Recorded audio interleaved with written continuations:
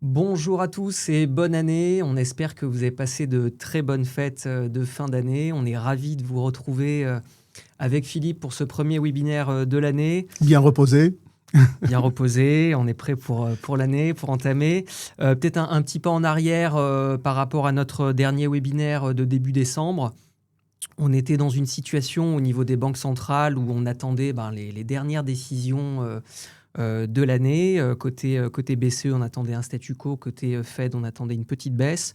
On va faire le point ensemble aujourd'hui là-dessus et surtout, on va parler des perspectives sur 2026 vis-à-vis des baisses de taux à attendre pour les banques centrales. On va également évidemment faire le point sur l'inflation européenne qui a été publiée ce matin. Très intéressante, on y reviendra. Et puis un petit pas de côté aussi sur le pétrole avec cette situation. Alors pétrole qui est une composante essentielle dans l'inflation. Mais on regardera surtout la situation par rapport au Venezuela qui a fait l'actualité très récemment. Mais pour commencer peut-être, Philippe, je vous laisse la main sur les niveaux d'activité et plus spécifiquement les tout derniers indices PMI. Absolument.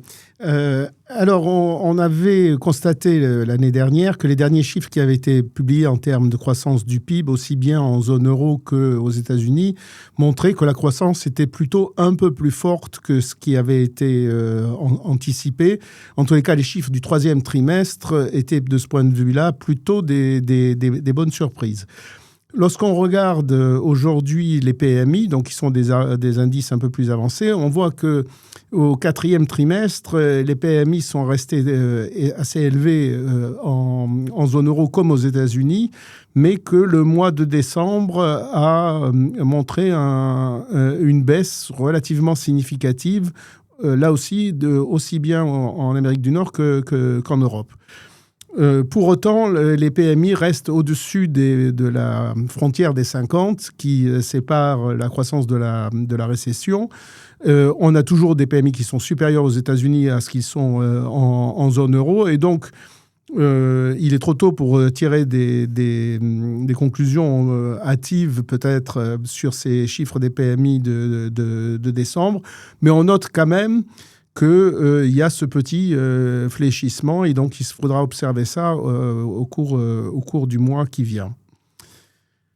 Sur le marché du travail qui est américain, qui est un des éléments importants pour la politique monétaire de la Federal Reserve, on voit que le taux de chômage le dernier qui a été publié donc, en décembre aux États-Unis et qui concerne le mois de novembre, montre un taux de chômage qui augmente légèrement à 4,6 sans pour autant exploser, bien entendu. Et le graphique de gauche que vous avez sur votre écran montre que la perception de la part de ceux qui cherchent des emplois est que le marché du travail est de plus en plus difficile et que trouver un emploi est plus compliqué aujourd'hui que cela ne l'a été précédemment. Enfin, on a eu un peu plus tôt dans la journée les chiffres de création d'emplois non agricoles qui sont sortis à 41 000 contre 49 000 attendus, donc grosso modo sensiblement comme attendu, ce qui ne montre ni une accélération du marché du travail, ni une dégradation du marché. Donc, pour l'instant, on a un marché du travail qui reste relativement stable aux États-Unis. En termes d'inflation, vous avez sur ces graphiques l'inflation globale, aussi bien en zone euro qu'aux États-Unis, et l'inflation sous-jacente, c'est-à-dire hors matières premières et produits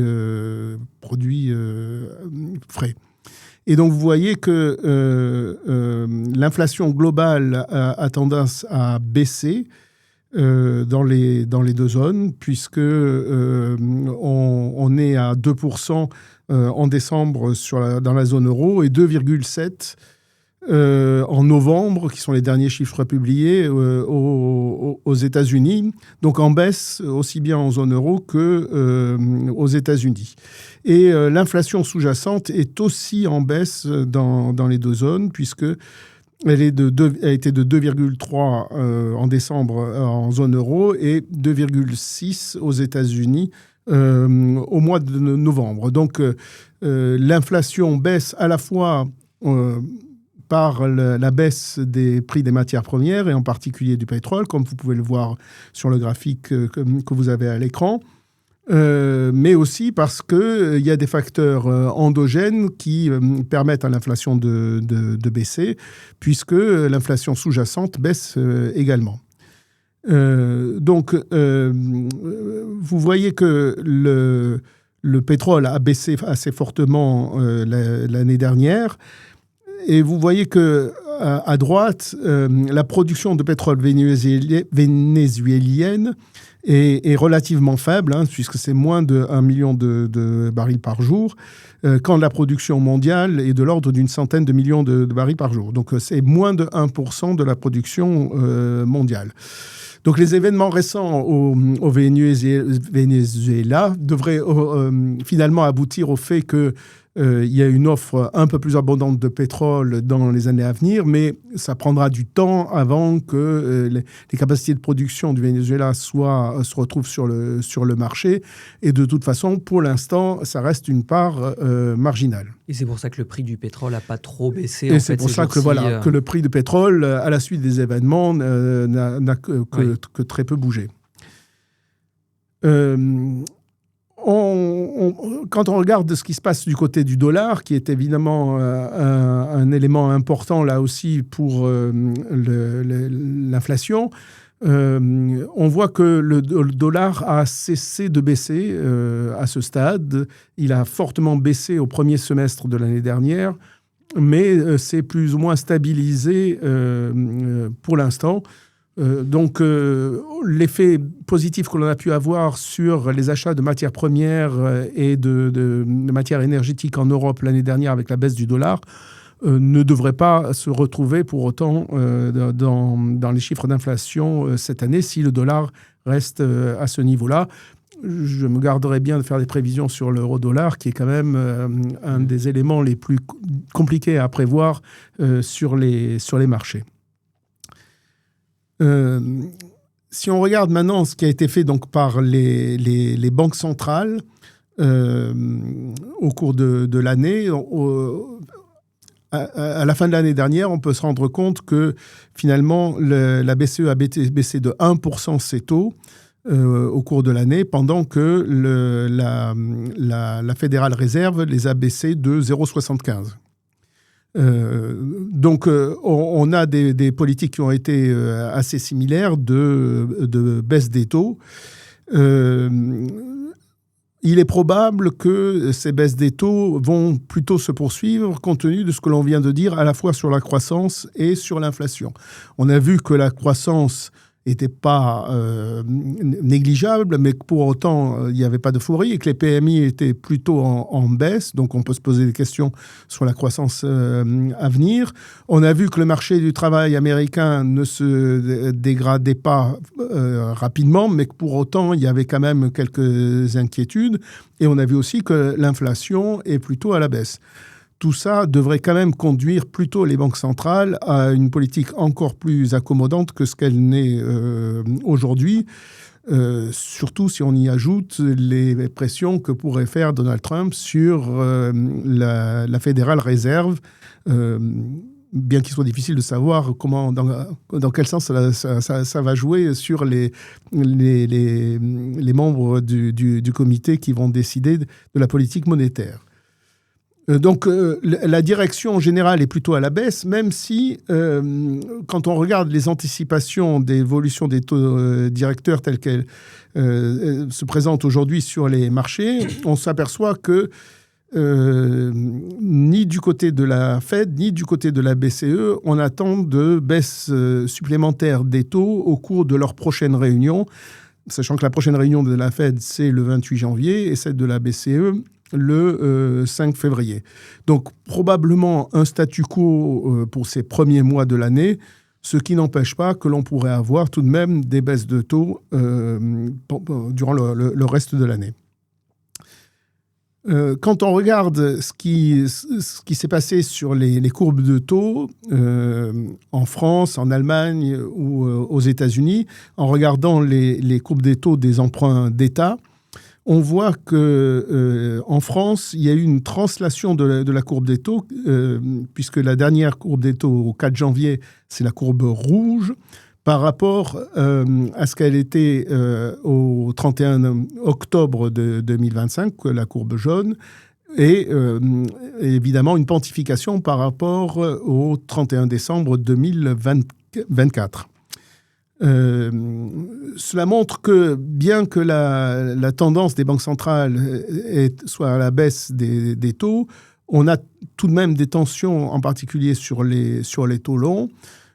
Ceci est lié essentiellement à la fois au niveau d'endettement des États, en particulier pour la France, et aux prévisions de dépenses avec les plans d'investissement qui ont été annoncés pour l'Allemagne.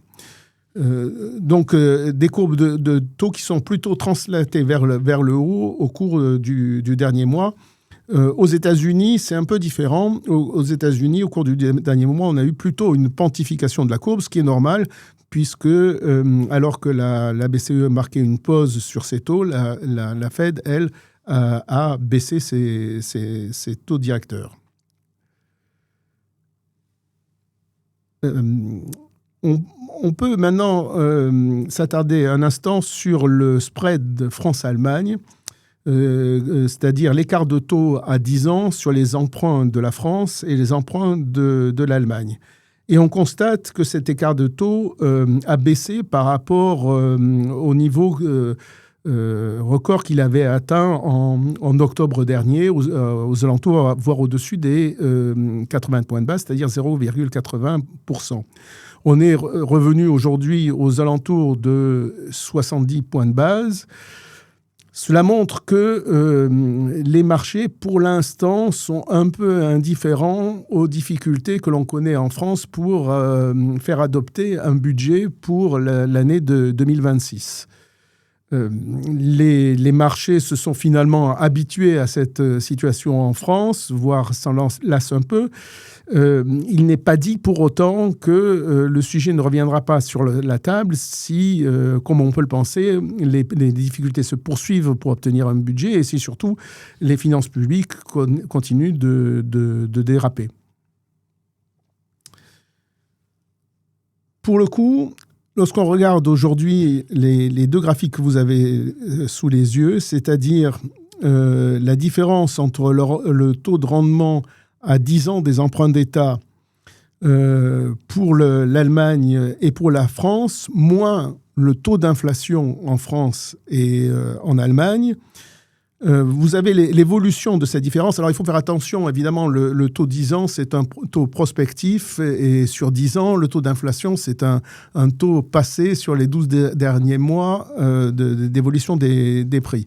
Donc, on compare des choses qui sont un peu, qui sont assez différentes. Pour autant, ça donne une idée de, lorsque l'on investit à 10 ans sur une obligation d'État française, combien est-ce qu'on peut espérer obtenir au-delà de l'inflation telle qu'elle est à l'instant T. Vous voyez que dans ces dernières années, on a souvent été dans des zones négatives, c'est-à-dire que le rendement défalqué de l'inflation était négatif. On est aujourd'hui plutôt à une situation où le rendement est le plus positif de ce que l'on a connu ces dernières années, aussi bien en Allemagne qu'en France. En France, je rappelle que l'inflation est aujourd'hui à 0,8%, donc au-dessous de ce qui se fait par ailleurs dans la zone euro.